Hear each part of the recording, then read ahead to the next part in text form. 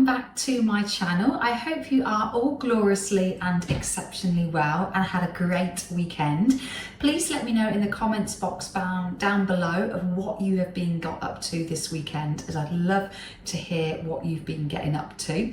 So today's video we are going to make a chocolate and beetroot cake, of course from Mary Berry's cookbook. So make sure you grab yourself a beverage of your choice, come and sit down, relax and cook with me, and make sure you like, subscribe and hit the notification bell, as it is free to join my channel and you'll get uploads every Monday to Saturday. 3 shorts a week on Tuesdays, Thursdays and Saturdays, and 3 videos a week on Mondays, Wednesdays and Fridays.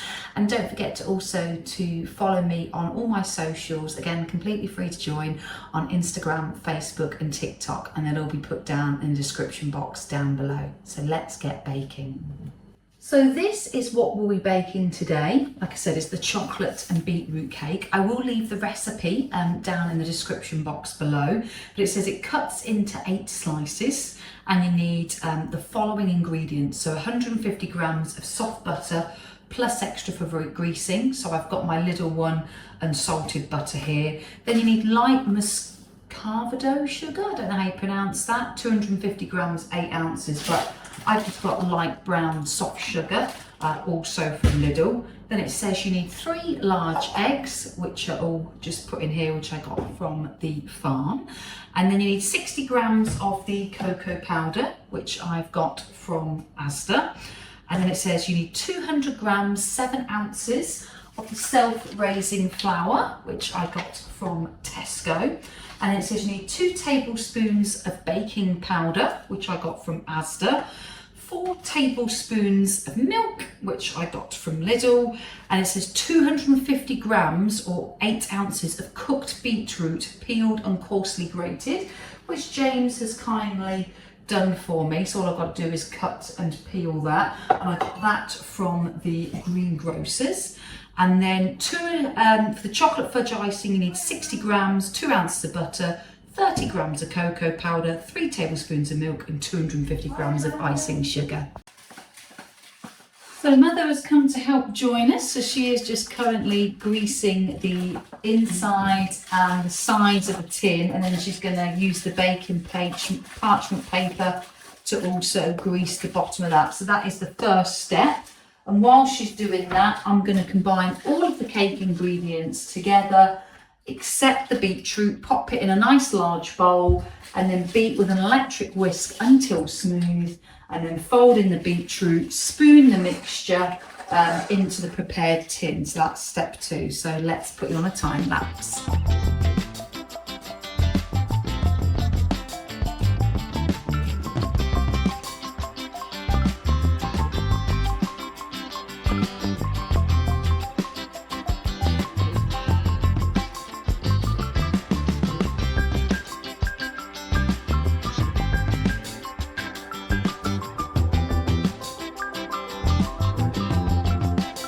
So we have now spooned into the mixture. So as you can see, it's like a velvety red into here. So we've spooned in the soft butter, the muscovado sugar, the eggs, but obviously we use light brown sugar instead, cocoa powder, self-raising flour, baking powder, milk and also the beetroot. So now we're going to bake it in an oven at 180 to 160 fan gas 4 for 45 to 55 minutes until the cake is well risen and shrinking away from the side of the tin.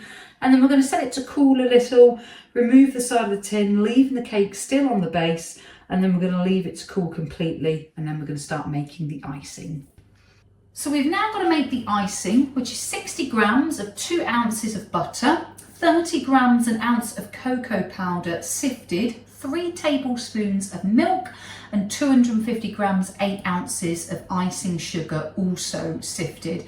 And this cake that we're making has just been put in the oven. It needs to be a 23 centimetres, 9-inch springform or loose bottomed cake tin. So we're going to make the icing. We're going to melt the butter in a saucepan. Then we're going to add the cocoa powder in and then stir over a high heat for 1 minute. And then we're going to add the milk, the icing sugar and stir to combine, and then remove from the heat and then set aside to cool and thicken.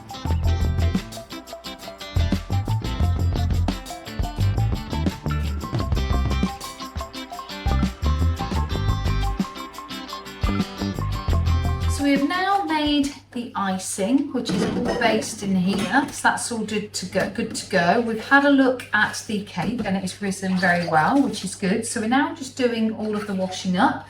So the last part is literally just to remove the cake from the base of the tin, and then we peel off the bottom of the lining paper, and then using a serrated knife we slice the cake in half to make 2 equal layers, and then we spread 1/3 of the icing on the bottom half of the cake, and then we place the other half on top. But as I haven't got the 2 small tins, we're just doing 1 big tin, so literally we're just going to put the icing on top of the first part of the cake, and then we're going to spread the remaining icing over the top and the side of the cake, giving it a thin layer, and then you can serve it at once, and it can be refrigerated and kept up to 3 days. So as you can see, we have the cake out of the oven, so all I've got to do is just wait for it to cool down, and then we're going to start putting the icing on the top. So I've now just placed all the icing on top of the cake. So I'm just waiting for it to melt, and then the cake is all done. So we are currently now cutting the cake. So it has dried off, as you can see here.